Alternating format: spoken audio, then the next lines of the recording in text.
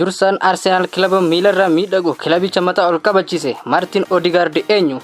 Qophii guyyaa irratti odeeffannoo waa'ee taphataa kanaa qabxiilee beekuu qabdan isin biraan geenya. Odeeffannoo waqtaawaa fi sirrii argachuuf chaanaalii Sinqee Production subscribe gochuu hin dagatina. Hanga xumura qophii keenyaa nu waliin akka turtan kabajaan affeeramtanii jirtu.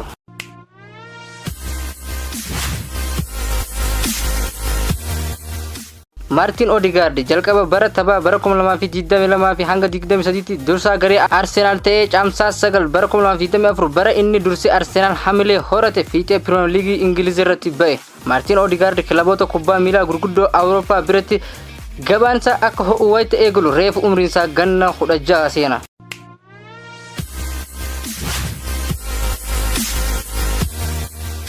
Taphataa coolli addunyaa Lionel Messiitti fakkeeffama. Akkasumas luka bitaan haleela ijoollummaa isaatti wayita inni ganna 16 guutu kilaboota maqaa guddaa qaban kanneen akka Manchester United, Bayern Munich, Ajax fi kan of harka galfachuuf guddoo yaalan. Inni garuu bara sana gara Spain imaluun Real Madridtti gameeyyii kubbaa miilaa Cristiano Ronaldo fi Gareth Bale faatti makamuuf murteeffate. Amma ammoo kilaba Premier League Ingiliz Arsenal keessatti raawwii addunyaa ajab jechisiisa agarsiisaa jira.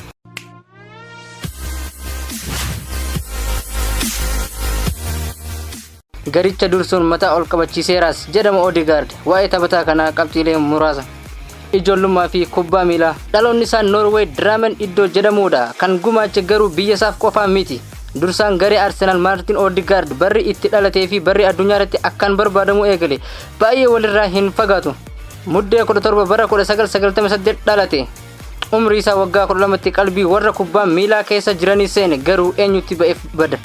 Abbaan isaa Hans Erik Odegaardis addunyaan kubbaa miilaa keessa turan dirree kubbaa miilaa keessattis raawwii agarsiisanis hin komataman. Kilaba ijoollee Norway kan Odegaard umrii isaa waggaa 6tti seene namoota hundeessan keessaati leenjisaa turanis.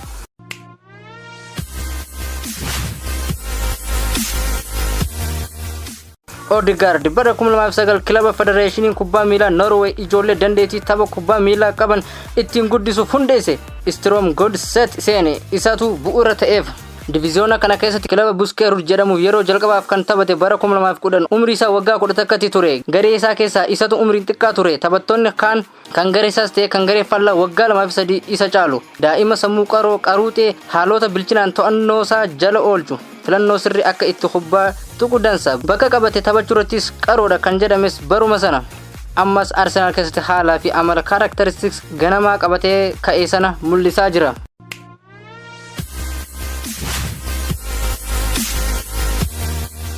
Luka isaa bitaan kubbaa dirree keessa oofuun kan beekamu Martiin Odegaard waggoota 3f kilabuma daa'imummaatti seenee keessatti leenjii taphattoota luka isaanii bitaan raajii dalagan keessaa tokko Odegaard ta'uu leenjisaan isaa ganamaa ragaa bahaniiru. Dandeettiin inni ijoollummaatti gabbifate kun taphattoota qaamaan isa caalan bira darbee mul'ateera carraa akka argatu isa gargaareera jechuun leenjisaan isa ibsan.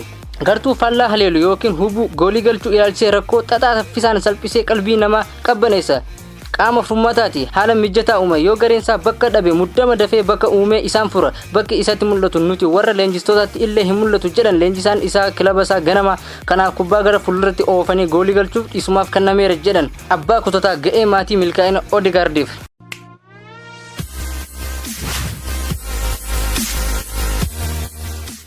Odegaard sadarkaa har'a irra jiruuf bu'uura kan kaa'eef dhiibbaa kan uume abbaa isaati. Martiin Odegaard warra guddina kubbaa miilaa deeggaranidha. Inuma abbaan isaa Hans Erik Odegaard ammoo taphataa kubbaa miilaa ture. Kilaba ganama Odegaard keessa taphachaa ture. Leenjisaas ta'ee tajaajileera. Martiin Odegaard umrii isaa waggaa 7ffaa irratti eegalee torbaanitti sa'aatii 20f leenjii kubbaa miilaa leenjaa akka ture yaadatama.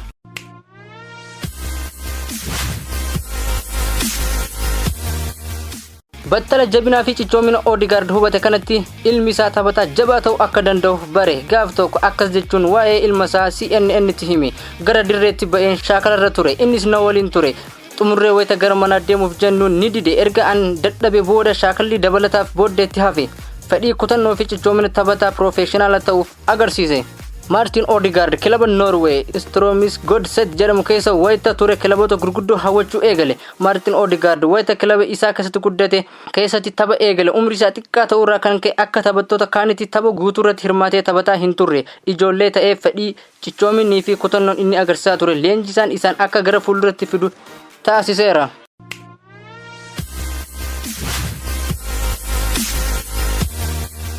wayita leenjisaan isaa yeroo sanaa kan amma kilaba chaampiyoona Scotland ta'e Celtic hoogganan Dooni Deeyilaa tapha Alessund irratti hiriirsanii taphachiisan nama waggaa 15 fi guyyaa 117 ture Odegaard kilaba isaa kanaaf guutummaatti hiriiree taphachuu kan eegale Eebila 13 bara 2014 yoo ta'u ji'a tokko keessatti goolii isaa jalqabaa dorgommii irratti galche.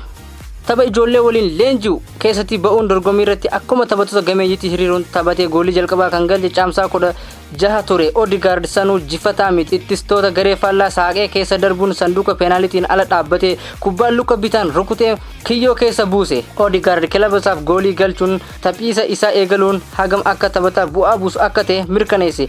Darbees kilaboonni gurguddoon Awurooppaa akka irratti xiyyeeffatan ta'eera. Odegaard kilaboota seenaa kubbaa miilaa Awurooppaa keessatti maqaa guddaa qaban hedduuf keessummaa miti. Hanga muddee 2014tti kilaboota akka Bayern Munich, Manchester United, Liverpool, Arsenal daawwatee muuxannoo qoddateeras. Odegaard kilaba Liverpool akkaan jaalata garuu imala isaa kilaboota Awurooppaa jalqabaan gara Spain imalee Real Madriditti makame. Taphataa akka meesii akkaan barbaadamu.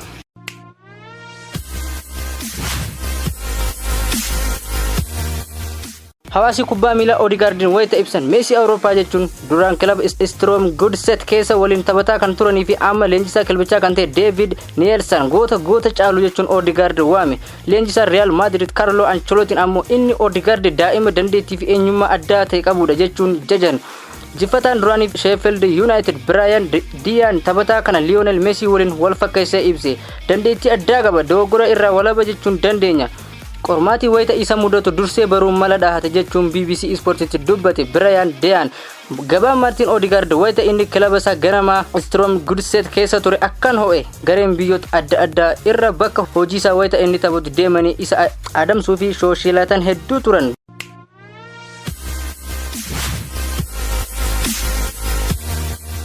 Borussia Dortmund, Bayern Munich, Manchester United, Manchester City, Real Madrid, Barcelona, Ajax fi Liverpool dabalatee kilaboonni Awurooppaa gameeyyiin 30 jaalan taphataa ol adeemaa kana of harka galfachuuf fedhii agarsiisaniiru.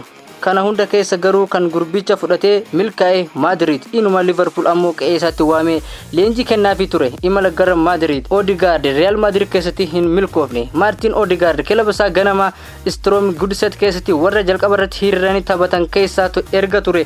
Leenjisaa isaas waliin fudhataa ture. Kun immoo kilaboota Awurooppaa gameeyyii keessa seenee akka taphatuuf isa ga'oomse. Amajjii 21 bara 2015 bara Zinedine Zidane leenjisaa Real Madrid ture kilaba Spain keessatti maqaa guddaa qabu kana seene. Maallaqa Norwee Krooners Euro miliyoona 35 tilmaamuun Cristiano Ronaldo fi Gareth Bale dabalame.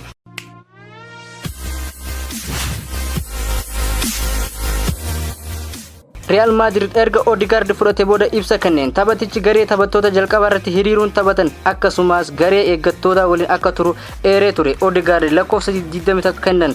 Taphataan kun garuu akka taphataa gamee isaatti hiriiree taphachuu carraa hin arganne. Erga Madridiif mallatteesse guyyoota 679 boota 30 bara 2016 taphattoota gameeyyii kilabichaa waliin hiriiree taphachuu danda'e. Madrid keessa osoo jiru bara 2027 hanga 2020 kilaba Netherland Heerenveen jedhamuu fi kilaba Spain Real Sociedad ergisaan seenee taphateera. Dorgommii waancaa Copa del Rey bara 2019 nuusa xumura gaafa gurraandhala bara 2020 Real Madrid fi Real Sociedad kilaba inni ergisaan keessa jiru gidduutti gaggeeffameerati Madrid irratti goolii galcheera. Dorgommii san Real Sociedad xumura akka geessu ga'ee gumaacheera.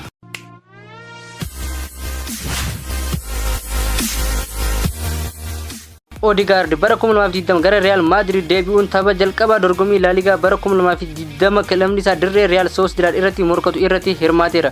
Baruma sana sadaasa keessa tapha waancaa Champions League Awurooppaa Real Madrid fi Inter Milan gidduutti gaggeeffame irratti yeroo jalqabaaf hirmaateera. Arsenal kilaba Odegaard keessatti milkeesse. Martiin Odegaard kilaba ergisaan keessa ture Real Sociedad irraa erga gara kilaba isaa Real Madrid deebi'ee tapha 9 qofa irratti hirmaate.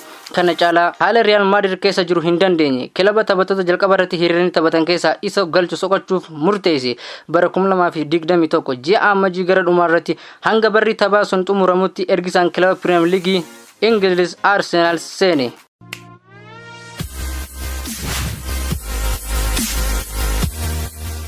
Odegaard akkaataa ijoolleen Arsenal itti taphatan baay'ee raajeffate.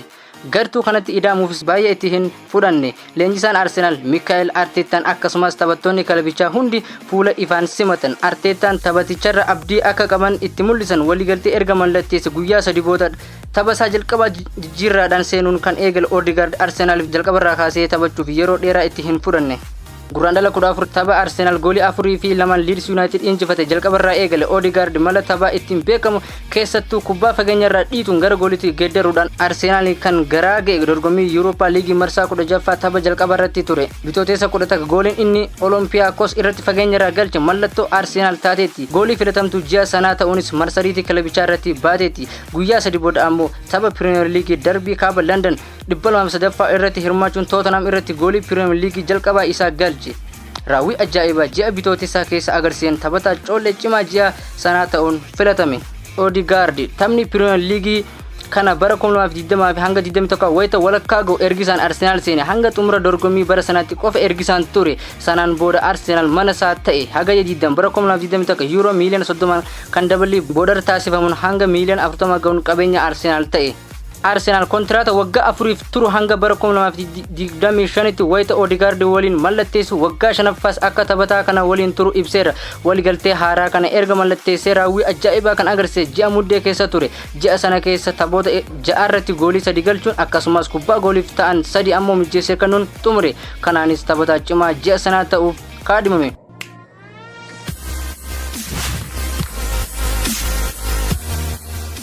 Bara Odegaard kontiraataa haaraa mallatteesseef dura sadarkaa 8ffaaf kan xumure Arsenaal waggaa jalqabaa taphataa kana waliin ture sadarkaa isaa fooyyeesseera. 5ffaan xumure. Fooyya'insa kilabichi agarsiiseef kan galateeffame Martiin Odegaard dursaan kilabichaa Pierre-Emerick Aubameyang akkasumas yeroof dursaa kan ture Alexander Lacazette kilabicha gadhiisuu hordofee bara taphaa 2022 hanga 23tti Odegaard dursaa taphattoota Arsenaal ta'e.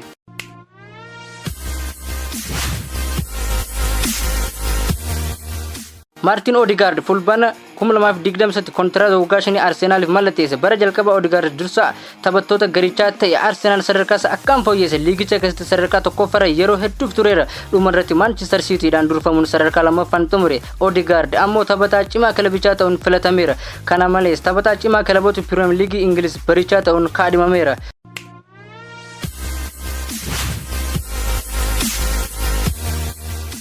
Gumaacha taphataa dargaggeessa kanatti quufu kan ibse Arsenaal fulbaana darbe kontiraataa yeroo dheeraa waggaa 5 waliin mallatteesseera. Odegaard Arsenaal keessa turuuf murteessuun akka itti hin ulfaanne ibsuun Arsenaal mana isaa isa sirrii ta'uu mirkaneesse. Murtee salphaa ture. Iddoo miila lamaan gadi dhaabbadhee keessatti hojjedhuun argadde. Iddoo mana koo jedhee waamu. Erga Patrick Vieiraatti dursaa cimaa Arsenaal.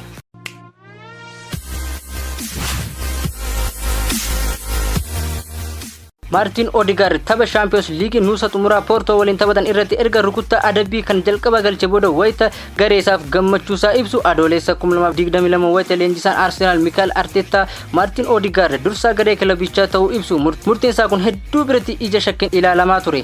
Garuu osoo oolee hin bulin murtee sirrii ta'uusaa mirkanaa'e. Taphataan ganna 25 kun dirree keessatti dirreen alattis tuuta isaa fakkeenya ta'uun akka dansaatti bulche. Erga bara 2004 wayita Patrick Vieira dursaa ture Arsenaal waancaa nyaatee as kan akka Odegaard kilabicha waancatti dhiyeesse hin jiru. Odegaard erga bara 2021 amajjii keessa jalqaba ergisaan Real Madrid irraa Arsenaal seene kaaba Londanitti jijjiirama guddaa fideere jedhamuun baay'ee leellifamaa jira. BBC Sport akkaataa Martiin Odegaard Arsenaal bayyanate akka waancaa adamsu taasisuu danda'e wayita xiinxalu tarkaanfii sirrii Miikaa'el Arteetaan fudhate ta'uu ibse.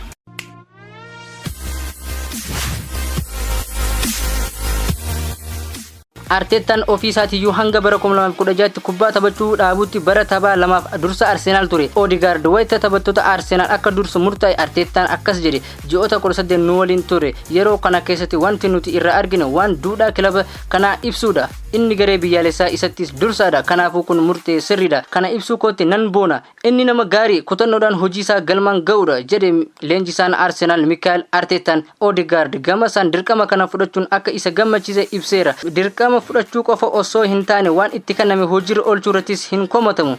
Kilabicha Arsenaal sadarkaa amma jirurraan ga'uun salphaa hin turre. Pirimeer Liigii Ingiliz keessatti sadarkaa kilabichaa ol kaasuu bira darbe hanga dorgommii Champions League kilabichi waggootaaf irraa fagaatee turetti deebisuutti ga'eera. kun hunduu kutannoo fi fakkeenyummaa dursaa taphattoota Arsenal Martiin Odegaardini. Arsenal waggoota 14 booda yeroo duraaf barana tapha Champions League Awurooppaa irratti nuusa xumuraaf ga'e. Odegaard akkuma taphoota Premier League irratti fakkeenya ta'ee taphattoota garee isaa dura deemu dorgommii Champions League irratti hamma humna isaa kutannoo qabu agarsiiseera. Taphoota Premier League bara kana afur irratti goolii jalqabaa galchuun taphattoonni akka onnatanii taphachuun mo'atan ba'an godheera. Waliigalatti goolii 8 galchuun kubbaa goolitti geeddaramte 8 ammoo mijeessee kenneera.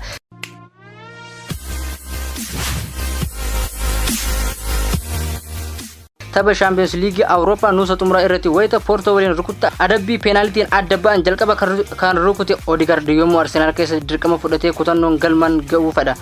Rukuttaawwan penaltii kennaman keessaa kan jalqaba an rukutuun fedha. Anaaf kun murteessaa natti fakkaata. Akka sirriitti jalqabuu keenya mirkaneessuun garee kootiif hamilee ta'uun barbaada. Dirqamni akkasii na gammachiisa jedhe Martiin Odegaard. Martiin walitti dhufnee qindoominaan tapha dansaa taphachuuf baay'ee murteessaadha jedhe Arteetaan waan kilabicha fayyadu hunda irratti argamu. Taphattoota duratti naamusni inni agarsiisu danda'e taphaanis istaandaardiin inni kaa'ee kilabicha fuulduratti tarkaanfachiiseera jechuun Odegaard jaje. Mikaa'el Arteetaan Odegaard ammoo filannoo Emirates ta'eera. Mo'aniis qixa ba'aniis mo'amaniis hanga dirree naanna'ee deeggartoota waliin gammachuusaa ibsatutti hin ba'u. Kanarraa kan ka'e deeggartoonnis ta'ee kanneen dirree seenan hundinuu kabajaa fi jaalala adda akka qabaniif ibsu. Arsenal barana amma waancaa harkaan gaachuuf ija miixaa jira. Garuu Manchester Cityn qormaata itti ta'eera. Arsenal carroomee yoo waancaa baranaa kanaan harkaan gaate milkaa'inni Odegaard guutuu ta'a jedhu warri kubbaa miilaa xiinxalan.